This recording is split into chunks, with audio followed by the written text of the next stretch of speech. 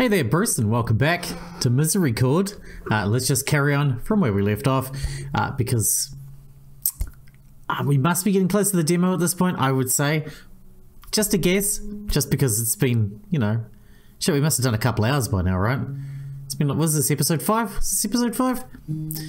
Anyway, we're about to get into our actual investigation at this point, hopefully. I didn't know what to say. The woman who had come to the hagioscope many times, who seemed so interested in me and my way of life, had been hiding an entire function of my job from me. Why? It made no sense. The already blurry picture I had of Catherine in my mind was losing even more focus. I needed to find a way to hold on to it. I should start asking the others about Catherine. Be careful. They could raise suspicions rather quickly. Well, I'm taking over her old role. It would make sense to everyone if I asked about her, I think. I should know the size of the shoes I'm meant to fill. As long as you're careful to frame it that way. Of course. The superior let out a heavy sigh and brought a hand to her temple. It was as if she'd aged 5 years over the course of this conversation. I don't understand. I can't even begin to understand. How do you think I feel? I know this is the right thing to do, but I was not expecting things to get this tangled quite so quickly. I'll do my best to untangle things, I guess. I tried my utmost to sound authoritative. Maybe I really was trying out new personalities. The superior gave me a tired smile in response. Bless you. Take a wander around the grounds and talk with some of the sisters. They should be taking most of the rest of the day for their work. But I'm sure they'll make time to chat. I gave a little bow in my head and turned to leave through the large oaken door. I stepped out into the empty hallway. I had no idea where to start looking for people, but I realised now was a decent time as any to explore the abbey and get my bearings. Truth be told, I had no idea how huge this place actually was when I was in my cell. I had a few diagrams of monasteries and cathedrals in my books, but those were just little lines on a page. Now that I was actually wandering around an abbey myself, one that seemed to eschew the careful layouts I had read about it. At that, I found myself marvelling at the tiniest things. Most of the stonework was quite old. I had noticed that some of the walls lining the path to the bath and kitchen were in disrepair. I didn't quite know how to describe it, but it wasn't just dilapidation. Some parts of this place just looked older, squarer, less filled out. The chapel, for instance, while certainly very tall inside, felt very simple. A big box, really. But as I walked around the grounds, I noticed that the certain sections of the abbey were meticulously detailed. There were little flourishes on the corners of the stonework, bits and pieces that didn't seem to serve any particular function, but certainly caught the eye. And then I thought, maybe that was the function. I hadn't seen many other buildings before, but I could immediately spot the difference between parts of the monastery. I reached for a comparison I could make. I connected it to books, of course. Some parts of the abbey felt like they'd been built like Old Testament writing. Functional, blunt, constructed out of bare necessities to make their point immediate. In the story of the Elisha story I was chatting about with you earlier, the distance between the bears tearing those children apart and Elisha arriving in Bethel is 2 lines or so. Other parts of the abbey were more majestic, pretty. Perhaps there's a structural reason for the way things look, but the look is what always draws you in. You can gaze at it and ponder what it means rather than understanding its purpose immediately. Maybe it's just decorative. Maybe it's decorative and functional. Or perhaps the decoration is the function. It's long-winded and aesthetically interesting, like something Aquinas wrote. Romanesque versus Gothic? Well, yes, that was exactly what I was getting to. I'm just trying to illustrate how my mind was piecing my new world together. After being locked in the room for years and years. I suppose I'm the Aquinas between the two of us, aren't I? Not in talent, by God, but certainly in method. That's okay. You can be Roman, and I'll be Gothic. I took a turn I hadn't made before down some stairs. I trod carefully, still embarrassed about my little adventure with Catherine that morning. I realised that I was stepping into the undercroft, which meant the cellars must be nearby. I wandered through the croft until I heard voices echoing around. They sounded strained. I followed them until I spotted barrels. Lots and lots of barrels.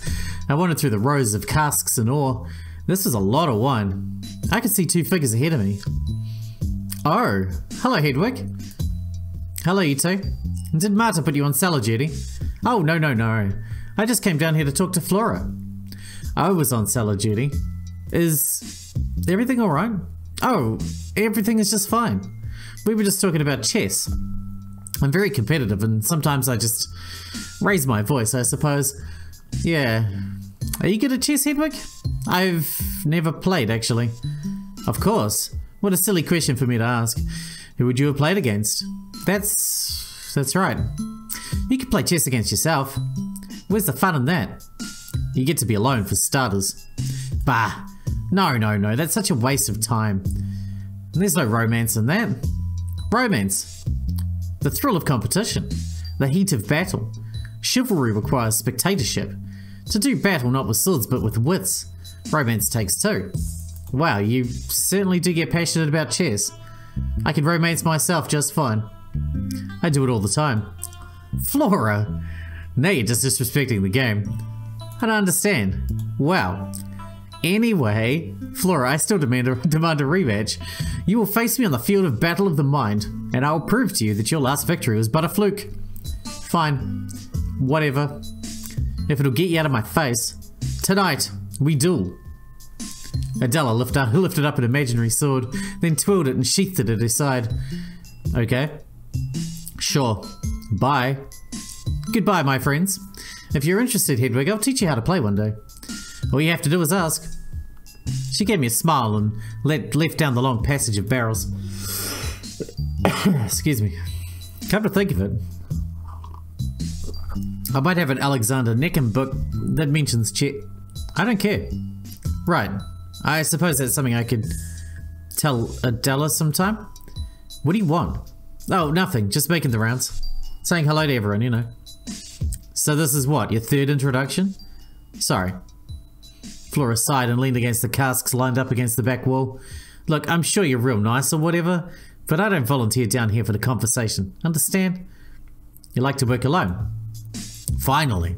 Someone understands. Well, I'll be working alone a lot too, I think. So do you have any advice? Advice? Yes. Advice for working alone? Certainly. Well, for starters, you need to be by yourself. Alright. And then once I'm by myself, I like to do my work. Why are you asking me for advice anyway? Aren't you like twice my age? And the empress of being alone? I'm barely a decade your senior. I'll have you know. Close enough. Marta had been right. I tried to change the subject and maintain composure. This is certainly a lot of wine. Yes, as you can see, I have a lot of work to do. Alone. Is the wine here good? I wouldn't know. I haven't gotten to try any. This batch will be the first the Superior has allowed me to taste. We must have a large vineyard nearby. These aren't all ours. Oh really? Where are the other casks from? Dunno. Ah. Some rich guy probably. Maybe this is a good environment for wine storage. Good for tannins or whatever. I see. Wow. I shall leave you to it then. Thank you. It was nice chatting with you. Yeah, nice meeting you for the third time. I turned away to leave. I'd had just about enough of that conversation. I made it halfway back through the rows of barrels when I heard Flora call out to me. Why'd you want Catherine 2's job so bad? I didn't. Really? Yeah. I promise. I turned to look at her. She was eyeing me up and down. I tried to give her as defiant stare as I could muster in return. Weird way of showing it. Breaking a 20-year vow to take a dead woman's work. I wanted to tell her about Catherine's visits to my window. I wanted to tell her about how the Superior had practically forced me to do this. I wanted to tell her that I was trying to help heal the wound that was making her act this way towards me. But I didn't. I couldn't. If you want to put it that way. Sure feels like that's the way it is. How I'm putting it has nothing to do with it. So it must seem. With that, I turned around again and left the Undercroft. I wandered around the halls for a bit, trying to gather my thoughts. Adela was certainly passionate about chess, but was that really the conversation I'd walked in on? Been about? Surely Adela had been here long enough to know Flora didn't like being bothered. She'd made that clear to me immediately, after all. Yeah, it must have been something more important than that. Maybe she just didn't want to be alone from us, and not from everybody else. No. This wasn't going to work if I started looking into reasons to suspect everyone every time I encountered them. I was going to need to strike a careful balance between searching for the answers and letting them come to me slowly. I'd go mad otherwise. Well, more mad. I stepped on the outside path that led past the kitchen. I walked past the rectory where we'd all met for luncheon. I followed the little path around the grounds. Eventually I came to the side of the chapel. I stood back and gazed at the building, taking it all in. There was a pile of rubble next to the chapel, a blemish on an otherwise picturesque scene. Bits of splintered wood stuck out at odd angles, but they were rotted through. The stone itself was quite weathered as well. It looked perhaps as if an extension to the church had been planned but forgotten. Suddenly, out of the corner of my eye, I noticed movement. Oh, hello there. Ah, Sister Margaret. I was just taking a stroll around the grounds. That's good. Lots of nooks and crannies to explore around here. Yes, it certainly seems it. I find myself quite overwhelmed. I think I might know most of the interesting passages and doors and whatnot around here. It's a little boggling. But honestly, I doubt anyone here knows every little secret. If you find anything interesting, let me know. We can compare notes. I will. What's your favourite? I don't think I know you well enough to share that just yet. Oh, nothing against you. We can work up to my favourite. I can tell you my second favourite if you'd like. Go on then. If you ever get hungry in the middle of the night, there's a secret way to the stores through the cellar. Really? Where? Now. Where's the fun in that? Fair enough, I suppose. It'll be more if you find it yourself. Exploring this place is very enriching. You'll have a great time figuring it out, I promise. I'll keep that in mind. By the way, at luncheon, I would like nothing more than to skip over whatever topic you were hoping to breach here. Ask me what my favourite psalm is, or if I play any instruments. Anything else. Do you play any instruments? I'm not too shabby at the lute now that you mention it. Wow, I've never played any instruments. I imagine that's obvious, come to think of it. You should try it. Catherine would have shoved one in your hands the minute you stepped out of your cell if she was still here, I'd wager. Really now? That's more or less how it was for me when I got here. Hardly a minute after having my hair shorn, she was asking me all kinds of things. What I liked to do, what I wanted out of life. Nobody got past her without trying something new. She sounds like she was very inspirational. She certainly had the stars in her eyes. May she rest in peace. May she rest in peace. Well, this has been as pleasant as it's been maudlin. I'll speak to you later, Hedwig. Until next time, Margaret. She gave me a quick bow of the head and continued off, down toward the path that I'd come from. After taking another good look at the chapel, I looped around behind it. There I could see rows upon rows of bushes and hedges, flower beds and vegetables. There were vines crawling up the walls of the buildings, surrounding the vast networks of plants. This was Darcy's domain then. In fact, I could see her and Eustace beside the door, to what looked like a large shed or some sort of hall. I picked up my pace. At the very least, these two would be nicer to me than Flora was. Or so I thought. Eustace looked slightly irritated when she noticed me. Eustace doesn't like us. She stood up and brushed herself off as I approached. But Darcy's fun. Hello. I wanted to say thank you for the gate. Now's not a great time. What? Is something wrong? No, just I'm busy. I glanced at Darcy and I realized she was looking even more out there than usual. Is she okay? Yes, as long as I'm watching her anyway. What is she... Darcy was pacing around in a small circle. Her head was tilted skyward as she looked blissful. She's having a vision. She's... what? Rows of bookshelves. Rows and rows of bookshelves. Rows and rows and rows of bookshelves. Hold on. Eustace dipped down to pick up a small ledger and quill that she'd been sitting with. The reader chooses a book. It is a book that she has not read before. The reader chooses a book and opens the book. What's in the book, Darcy? Flames. The words are flames and they hurt the reader so, but the reader pays no mind. The reader must read, and read she does. Until her eyes are burned, until they are burned beyond burned. Until they are burned away. This is the purpose of the reader's reading. Alright, keep going. Stay with me, Darcy. How can you be so calm about this? She's had this one before. We ask until we are given an answer we do not want. Explore until we find something we do not find beautiful. But the reader asks and explores and digs. The reader hurts herself. The reader knows there is salvation on the other side of the obstacles we turn away from. Eustace scribbled all of this down. She seemed perfectly collected. I couldn't believe what I was seeing. All of a sudden, Darcy stopped walking in her little circle. She began to wobble and tears started rolling down her cheeks. Her blissful smile was gone. This is new. What do you see now, Darcy?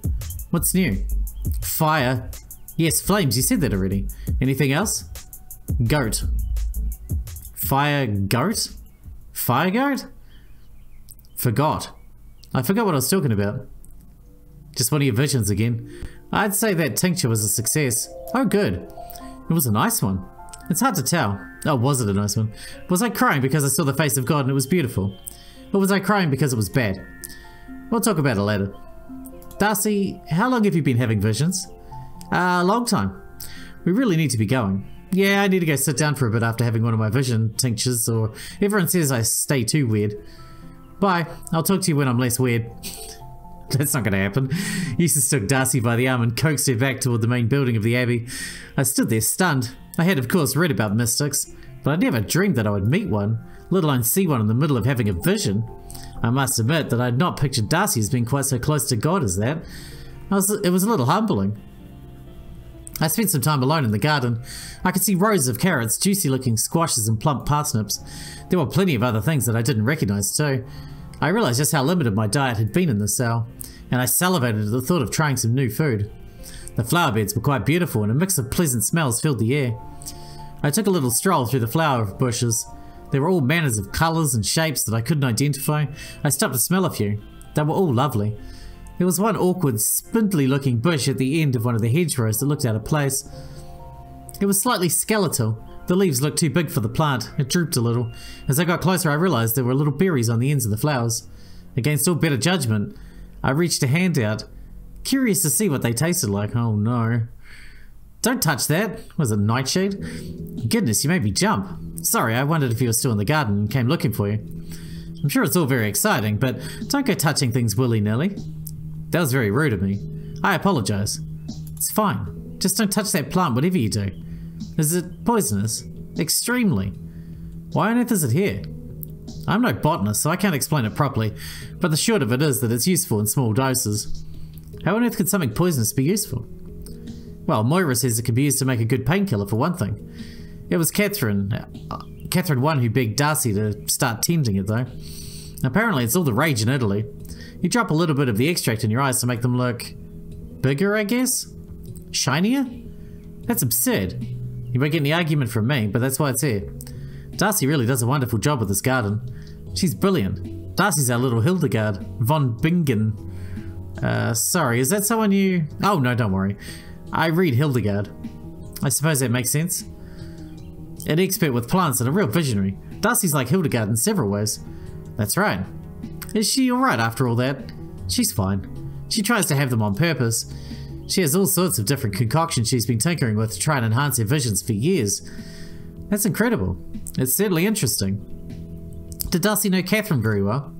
Catherine too, you mean? Yes, she thought Darcy was a genius. How nice. Catherine too had a way of making everyone feel special. Sometimes to a fault, if you ask me. She encouraged everyone to try new things, to see if they had any hidden talents. That pudding you made for lunch was very nice, by the way. Was that... Oh no, that recipe's all me. Wow. All me and my books. I see. Well, it was delicious. I'm glad. Anyway, my point is, Catherine too was someone who couldn't leave well enough alone. She had many admirable traits. I miss her dearly. But it's true. I don't follow. Eustace stared at me pointedly from behind her large glasses. Be careful, Hedwig. With that, she turned on her heel and left the garden. Beads of cold sweat were building on my forehead. I felt knocked entirely off balance. After a few moments of stunned silence, I staggered back through the flower beds toward the Abbey. It was a little chilly outside now. It was getting later in the afternoon, and I presumed the dinner bell would be ringing at any moment. Eustace's words were still bouncing around in my head. I hoped that a meal might straighten me out, all the way luncheon had earlier in the day. As I walked through the cloister, I remembered what the superior had said about the sword being left as something of a monument to Catherine. I stepped onto the cloister grass and walked up to the sword somewhat apprehensively. Be careful, Hedwig. What did she mean? Did she know? The sword was indeed clean. It looked well weathered, but there was no blood upon the blade. I dared not touch it, but I could tell the edge was still decently sharp. Be careful, Hedwig. How many of them knew? If Eustace suspected I was up to something, surely she would tell the others. The secret might already be out there. I heard a rustle of wings above me. I whipped my head up to see, cloaked in shadow, the barest glint of eyes. They disappeared into the shadows as soon as I was sure that they were there. I scurried away from the sword, feeling a sudden rush of bravery. I started running toward the nearest staircase that might lead me to whoever had been watching me. and collided directly with Angela. I'm so sorry. There is to be no running in the halls. Did the Superior not tell you that? No, I really am sorry. What are you in such a hurry for anyway? Well, I was in the cloister and I thought I saw someone watching me, so I was running to see who it was. What on earth for? To see, I don't know if they wanted to talk to me, perhaps. Of course. No one here seems to be able to resist your riveting conversation skills, I've noticed. What an exciting first day you've had. Has it been fun? Being paraded around like the princess the royal family is desperate to marry off? Spare me. I can see right through your little act. I don't know. Well, I do. I know exactly why you've joined us all of a sudden. I'll take your silence as confirmation. You may have tricked the others, but I'm no fool. If that's the case, then why haven't you told them? Because I do not care a whit what the others think. I just don't like meddlers, and I know a meddler when I see one. The Superior may not care about how this place is run, but I do. I will not let him bestow this place to a complete outsider. Oh. What? I was at a total loss here, but at least now I can be honest in my confusion. You think I'm to become the next Superior? Why else would you have been let free from your cell? Why else would you be taking meetings alone with her? I'm just learning to be the new Chronicler. Yes, the Superior seems to think Chroniclers make good Superior material. She is a fool, but a determined fool, I'll give her that. She cares a lot about this place. Clearly. Hence why she set a little mouse loose in the kitchens to lead the cooks. She stalked past me, turning up her nose. I stood there shaking with anger for a moment. I wheeled around as she reached the bottom of the stairs. Who killed Catherine? I know I shouldn't have asked so bluntly, but I feel confident enough in Angela's ignorance to barrel ahead. James Foreman, a nasty little stable hand who had his eyes on her ever since he first started making deliveries to the Abbey. She rejected his advances. So he hacked her head off with a sword that he carried in his cart for protection on the road. It was brutal, random, and salacious, like most crimes are.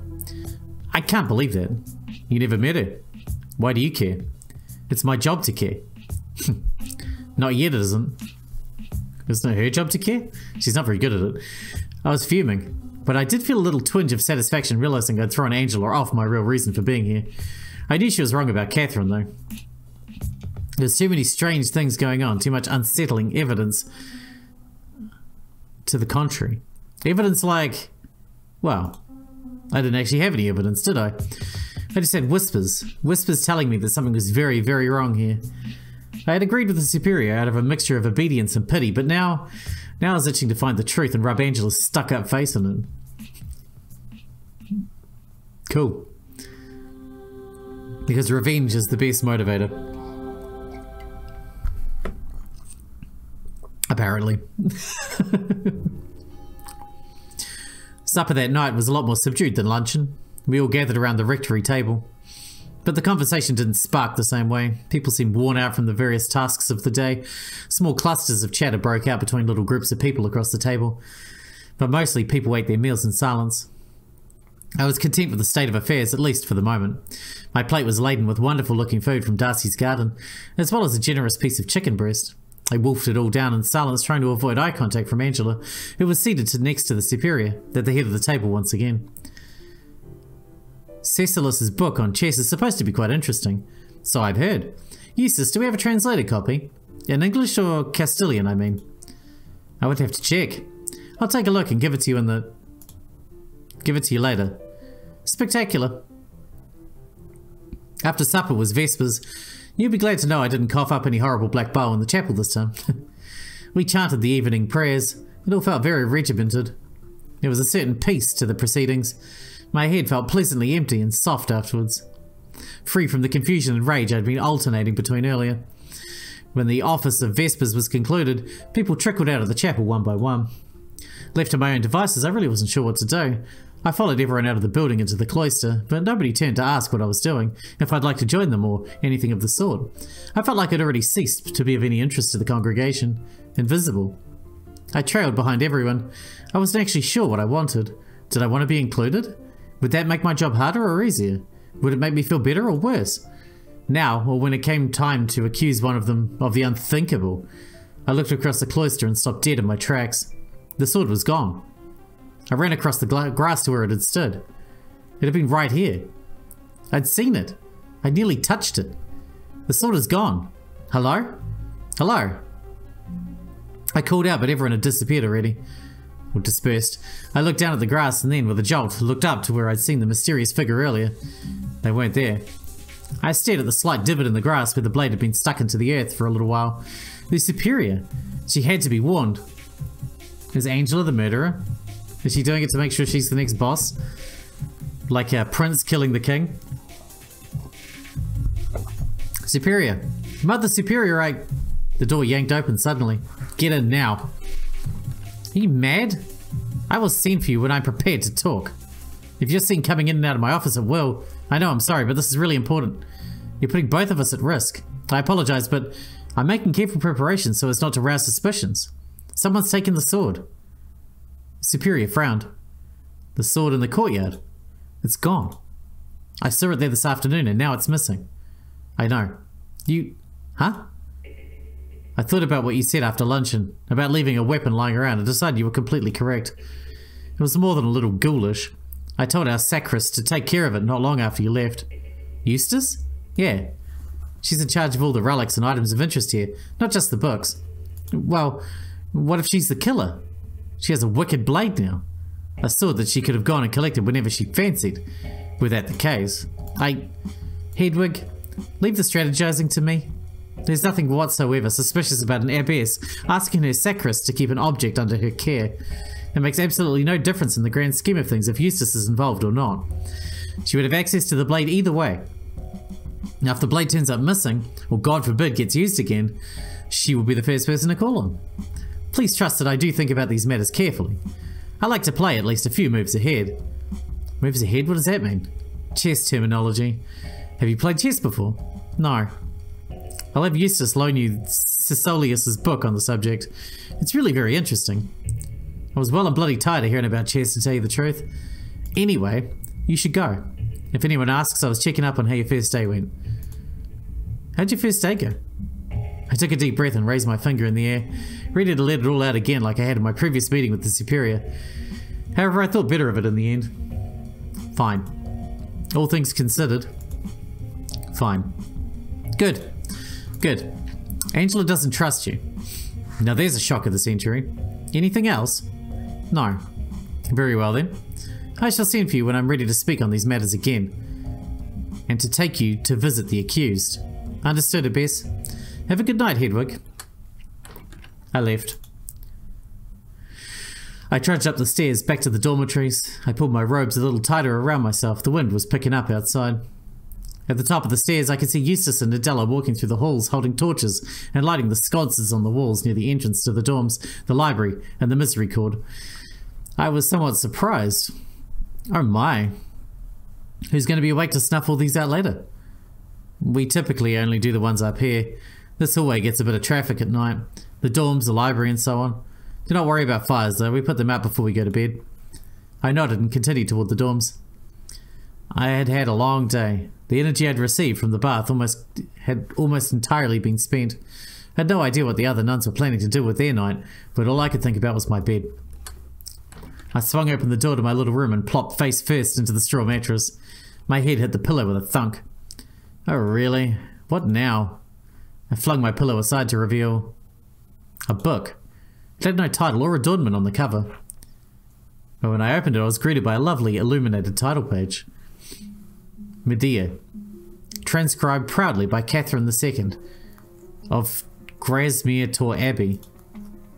For the enigmatic and enchanting woman in the wall, may she find this most interesting and edifying, despite its pagan origins, with apologies to Hesidius and Euripides in kind. I began to weep first, and then sob. Here it was, the play I'd been promised all those weeks ago. I cradled it in my arms. I dared not turn past the title page yet. There was something that kept me glued to those words, little words that had been written just for me. Catherine's handwriting was a little scratchier than mine, but it was full of character. I touched the page gently, running my finger across the page to reveal the slight indents where the quill had pressed into the parchment. She hadn't broken her promise to me in the slightest. I thought back to the night she came to my window. How soon after that had she died? How long before Samhain had she planned to give me this? I knew from experience that transcribing anything was no simple task, even if a play was much shorter than a Bible. Oh, what a strange mixture of elated and despair I feel. I had a special gift from Catherine, but I'd never be able to share my thoughts on the story with her. I was left with precisely half of an experience, yet I would never ever live the other half of it in all my days. It would have to do. Just knowing that Catherine had made this filled me with joy. As I dried my tears, I wondered who had brought this here for me. Nobody knew that I had spoken to Catherine, surely, unless she had told someone while preparing this book. Did I have a secret ally?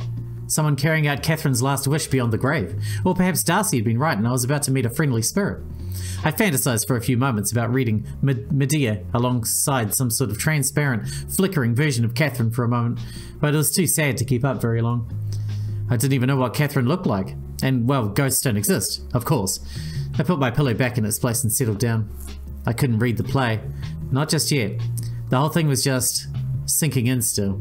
I clutched the book to my chest and drifted off to a much-needed sleep.